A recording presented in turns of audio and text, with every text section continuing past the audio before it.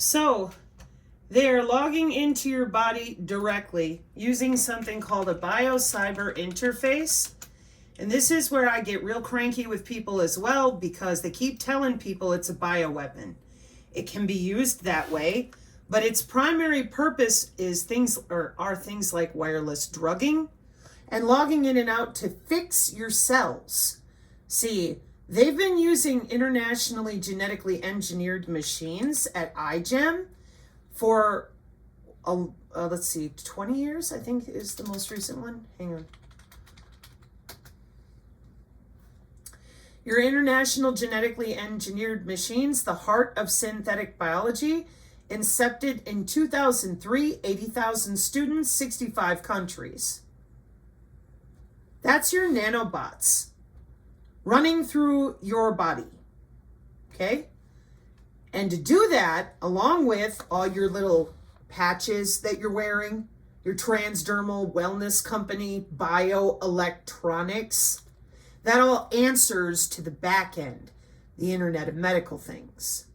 See, electronic tattoos and transdermal patches, RFID, that'd be a chip in your hand to open your office door, or just your cells, or just the nanobots that you're breathing in, or they drive onto your skin in the form of smart dust. Then there's the body area network itself, your Bluetooth. This is old. What I'm showing you is old. So your injection that you went ahead and ran out there for a donut and shoved into you could be harnessing one of their favorite metamaterials, graphene. And everybody freaked out and screamed and yelled, and I couldn't figure that out. I'm like, we have flagships worldwide. Graphene is heavily in use for all sorts of health monitoring, water remediation type of stuff, soil remediation. It's everywhere. Why is everybody flipping out? Oh, they didn't tell you that they were putting all that shit inside of you? Pardon my language, but it's pretty awful, huh? Fill you full of heavy metals and other things that are neurotoxic? Yeah, but they need to see under your skin. They got to get inside of you in order to see what they want to, okay? So we have all of these college students and people working on synthetic biology, which has its own computer language. And we have you connected to the internet, in which we can log directly into your cells at that level, the atomic level. That's called molecular communication. Then you're going to tell me, oh, well, they just started. Nope. In the IEEE Communications Society, we're going all the way back to 2014. So 11 years ago, that's recent for you, huh? More jobs. Professor Achildes, the Internet of Space Things is about free space optical. Brownian motion, Gaussian noise channel, but we can't get a single biophysicist to get out here and talk about diffusion of the air molecules, molecular communication. Nothing. Nothing. We're told to just sit here and put up with it because we're too busy obsessing over Mars, aliens, and Lord knows what else. We can't tell humans what we're doing to them right now.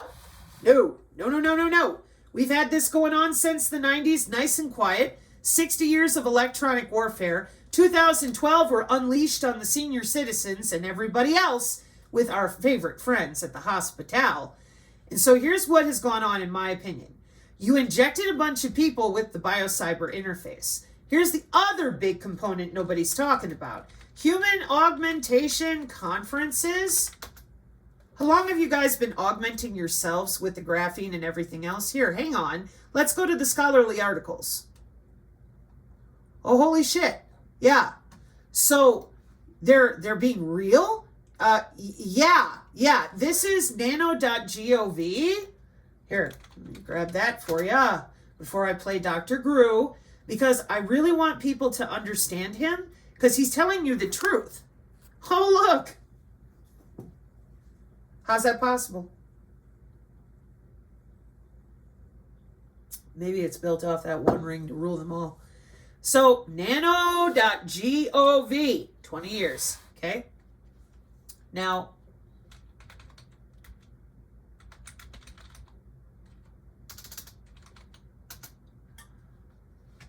nanotechnology timeline, right? On nano.gov, National Nanotechnology Initiative, an official website of the United States government. 1857, 1950, 1956, 1958, integrated circuits into air molecules. 1981, IBM. Excuse me. Excuse me. 1985, Rice University. 1985, Bell Lab. Carbon nanotubes in 1991. Amazing. Okay, this has been going on for too long. You're not getting out of it. You're not getting away from it. Everybody has been soft robotics assailed, meaning that they've been putting this stuff under your skin, testing it from within. They're good. And so President Clinton launches the NNI to coordinate federal R&D in 2000, so 25 years ago. And you're still sitting there watching the vaccine peddlers have circular arguments, or maybe you're watching the Immaculate Constellation frauds. Those are sensor networks. So while you're doing that, though, while you're sitting there watching the frauds, they're going to work. They're filling people with these metamaterials, testing out their body area network load balancing, and it's a warfare doctrine. So you can't sit there and go, why? Because the drone hunts you by the way you're breathing if it wants to. Yeah. We're not dealing with reality. We'd rather have aliens, because the reality is that our own friends and neighbors are doing these jobs. We would much rather deal with aliens, demons, lizards, and stupidity, because otherwise we have to face our own friends and neighbors and family members who work these jobs. So they all play stupid, and they want you to believe when you confront them, they have no idea what you're talking about. Normally they scream at you, call you names, tell you you're crazy and stupid. And when that doesn't work, because we have a Synergy Tech Metric PDF that makes it pure hell for these people. When that doesn't work, they get mad at you for knowing about it. Ever notice that? It's kind of weird, because they'll tell you, oh, we're the heroes, we're Doja saving the world. Okay, tell me how you're logging into people's bodies, please. And how all this DNA stuff goes with what the videos we started with. Shut up, you're stupid, you're religious, you're dumb, you don't know what you're talking about, it's not real, it's not here. Well, then what are you using to do it? The stork. Santa Claus Malone. I don't know what you're talking about. This is anatomical. That is not Kirlian photography. That is a biomedical engineer's channel modeling. Why is this human anatomy so hidden? Why is this a big secret for intelligence, surveillance, and reconnaissance? Because you've been doing it for 60 years. Why is my human biofield in someone else's hands? That is my anatomy. I do not want anybody under my skin. Definitely not without my permission, which I do not even get to give, because every police officer, doctor, and person, lawyer, whatever, is lying to me about drone warfare and precision AI healthcare. And it's all for our healthcare.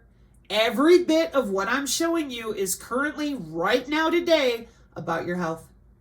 Okay? So, everybody has been augmented. You're not a pureblood. Are you breathing? Is your skin exposed to the air molecules? Well, you've been augmented too, in one way or another. Now, some people are more augmented than others for a whole host of reasons. Maybe they were shot up against their will. Maybe they took it and the injection and they're trying to cleanse. Now, there's different stages of how the nano takes over your body from under your skin and grows itself. And those different stages are typically identified by you if you can pay attention. If you're not surrounded by people who lie to you all the time and are yelling at you. So one of the physicians, right now the only physician I can find that's honest, is Dr. Ed Grew. And I just found this morning and forwarded it to our channel, because he is explaining to you what I have been telling you, because people kept yelling about all these different cures. They're not cures. It has to do with how far along you are in being augmented, which again is different for everyone. So what I told people is Dr. Grew has an absolute range of different products so that you can figure out where you're at and in your being nanoed, how much nano do you have in you, etc., and start cleansing. Now, Sabrina, I prefer au naturel as much as possible. And I've used a couple of his products. He's going to mention Biophotonic Gold. He's going to tell you why. He's going to tell you that he himself prefers natural. But for those of us who are harmed, and we might have nano going on that we didn't realize was there, but all the symptoms, etc., then we're using a different type of technology. Well, not technology, but I suppose you could call it that. But synthetic cell, this is what the masterpiece people were attempting. And then that cell can potentially magnetize and draw some, SOME, of the other type of nano out of the body. But it depends. And what I would recommend is that you get a full-on blood test, and what Dr. Grew recommends, that you're working actively with a physician who knows what I just showed you, fully honest, and who is not afraid to be honest, so you can figure out what's going on in your body. And I don't know the name of those people, but there's a lot more of them. After the convid, they just stopped even trying to deal with this craziness. And Dr. Grew, in my opinion, is one of the leading physicians on the honesty and all this, with the best products that are out there. Because I use some of them, and they've been very, very helpful. I was going to say something different. Okay. All right, so